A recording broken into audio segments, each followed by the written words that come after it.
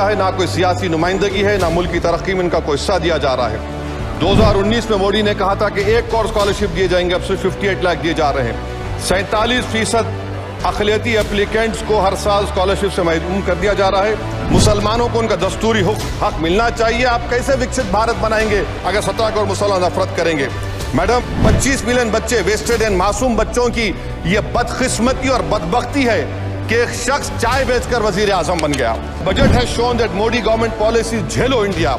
गरीब, middle class, farming, city developers, men and women सब मोदी को झेल रहे हैं।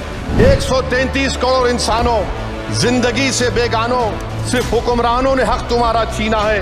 खाक ऐसे जीने पर यह भी कोई जीना है। सभापति महोदय, आपने मुझे बोलने का मौका दिया। मैडम, आपका शुक्रिया। बजट की स्पीच में फाइनेंस मिनिस्टर ने 4 बिरादरियों का जिक्र किया।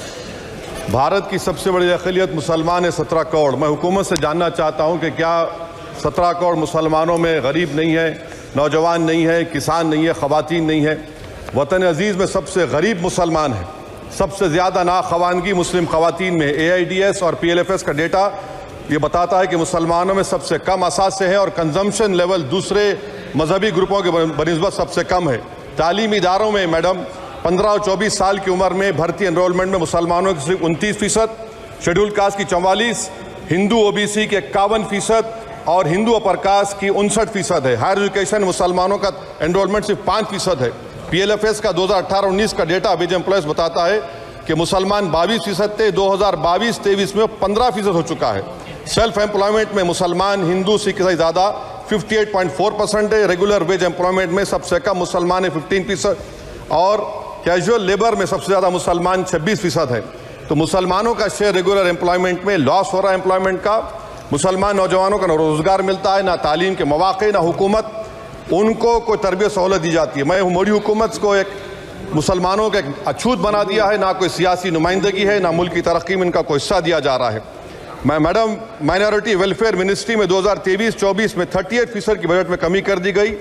5,000 से 3,000 करोड़ कर दिया गया। इस साल के बजट में सिर्फ चंद 100 करोड़ का इजाफा किया गया, मगर 23-24 के बजट के लेवल पर पैसे मुख्तसर नहीं किए गए।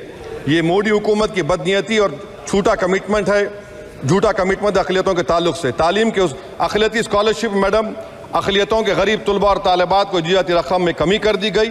2019 में मोदी ने कहा था कि 1 करोड़ स्कॉलरशिप दिए जाएंगे, अब सिर्फ 58 लाख दिए जा रहे हैं। 47% अक़लियती एप्लीकेंट्स को हर साल स्कॉलरशिप से महरूम कर दिया जा रहा है। 10 साल से मैं कह रहा हूं कि डिमांड ड्रिवन करो। डिमांड ड्रिवन के लिए सिर्फ 3,000 करोड़ की जरूरत है, मगर ये हुकूमत सच्चाई को और ईमानदारी से काम नहीं कर रही है। 2007 और 8 से माइनॉरिटी स्कॉलरशिप का नंबर इजाफा नहीं हुआ है। Pre matric scholarship madam, Kundu committee ने कहा कि मुसलमानों में drop out rate primary level पर होता है, तो हुकूमत ने 9th क्लास से प्री मैट्रिक स्कॉलरशिप पैसे दे रही है। NDMC की इक्विटी मैडम 800 करोड़ एक मजाक है। PMGAV के में 910 करोड़ दिए गए। सारी दुनिया जानती है कि जहां मुसलमान बसता है गांव में, शहर में, वो अंडर डेवलप एरिया है और आप मजाक करें ऊँट के मुंह में जीरा देकर। हज में 97 करोड़। हज कमेटी एक रिश्वत का मरकज बन चुका है। प्राइवेट टूर ऑपरेटर्स के एक लाइसेंस के लिए पैसे देना पड़ता है, बिल्डिंग सिलेक्शन के लिए पैसे देना पड़ता है, मीना मुजदलफा में कंपनी के सिलेक्शन के लिए पैसे देना पड़ता है। मैं हुकूमत से मुतालबा करता हूं कि ख़त्म किया जाए और CBI से इंक्वायरी करवाई जाए। मोदी हुकूमत को अक़लियतों, बिल्कुल मुसलमानों से नफरत को ख़त्म करना पड़ेगा। मुसलमानों को उनका दस्तूरी हक मिलना चाहिए। आप कैसे विकसित भारत बनाएंगे अगर 17 करोड़ मुसलमान नफरत करेंगे? मैडम, पूरी स्पीच में फाइनेंस मिनिस्टर के बच्चों का जिक्र नहीं है। आज हमारे देश में 66 लाख बच्चे रोज भूखे सोते हैं। 46 मिलियन बच्चे स्टंटेड हैं मेल न्यूट्रिशन की वजह से। 25 मिलियन बच्चे वेस्टेड एंड मासूम बच्चों की यह बदकिस्मती और बदबख्ती है कि एक शख्स चाय बेचकर वजीर आजम बन गया। LTC long term capital gain tax madam was decreased from 20 to 12.5%. However, the indexation benefit has been removed and won't apply to any property purchased after 2001. This will be detrimental to the growth of real estate, limit household capital formation and impact employment generation in construction sector. This change in LTCG is a quasi-wealth tax on household, particularly the middle class. Internship programme madam, 5 साल में आप 1 करोड़ लोगों को intern कराएंगे, यानी एक company को 4,000 लोगों को ट्रेन करना पड़ेगा।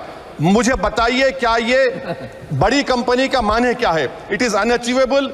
Will it be based on market cap, revenue, employ size? May be Prime Minister Modi is saying to Agniveer to do internship after 4 years of service in armed forces. Madam, 21 billion people have given up all hope and stopped looking for jobs. This brings down to 9% eligible population that are either employed or they're looking for jobs. Maybe Finance Minister can introduce a Berozgar tax and tax unemployed as well. No significant increase for social welfare, healthcare. It looks like Prime Minister Modi is saying, देश की middle class की संपत्ति पर पहला हक हमारे allies का है. In real terms, when adjusted to inflation, the allocation of health ABPMJ has declined. Modi is saying he said heal in India during G20. The reality is India is hurting. Madam, this government wants to increase FDI from China. Is the Prime Minister not concerned that our armed forces cannot patrol 26 patrolling point out of 65 in Ladakh? Maybe the Prime Minister wants the Chinese monopoly Indian markets. Import from China have crossed 101 billion 2024. Prime Minister Modi says Khelo India, but in reality the budget has shown that Modi government policy is Jhelo India. गरीब, middle class, farming, city dwellers, men and women, सब मोदी को झेल रहे हैं. Madam, in the current financial year, in February 5th, 15,993 MSMEs have been closed.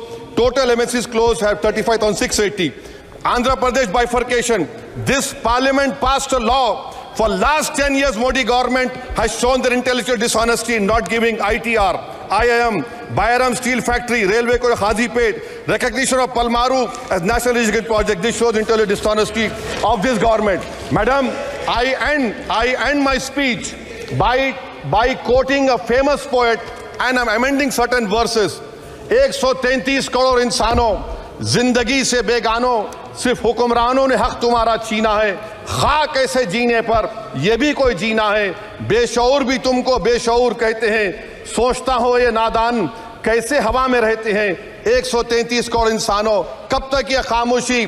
चलते फिरते जिंदानों, गरीब खवातीन, नौजवानों, किसानों से रोने की सदाएं आती हैं. जब शबाब पर आकर खेत लहलाता है, किसके नयन रोते हैं, कौन मुस्कुराता है?